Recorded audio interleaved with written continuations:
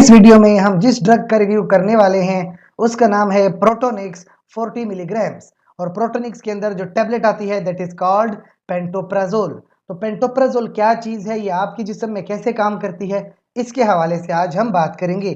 सबसे पहले देखा जाए तो ये 20 मिलीग्राम में आती है और 40 मिलीग्राम में आती है। लेकिन अगर कोई पेशेंट ये मेडिसिन नहीं ले पा रहा टैबलेट की फॉर्म में तो वो इंजेक्शन भी ले सकता है। 40 मिलीग्राम का इंजेक्शन भी अवेलेबल है।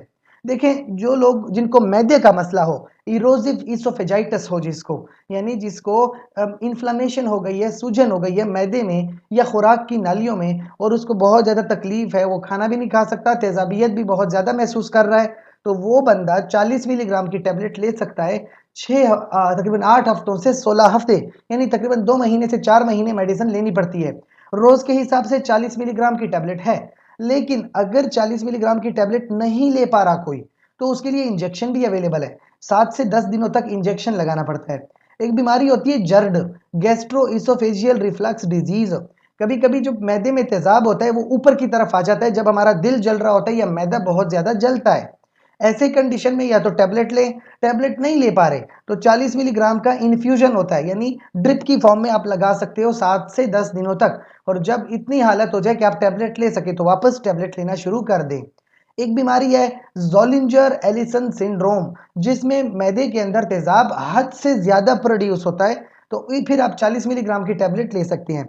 या अगर किसी को मैदे में जख्म हो गया, पेप्टिक अल्सर हो गया है, तो अगर तो बिल्कुल मैदे के अंदर हुआ है 40 मिलीग्राम की टैबलेट 4 हफ्तों तक, या अगर मैदे से नीचे आंतों में हो गया अल्सर तो 40 मिलीग्राम की टैबलेट तकरीबन 2 हफ्तों तक इस्तेमाल हो सकती है।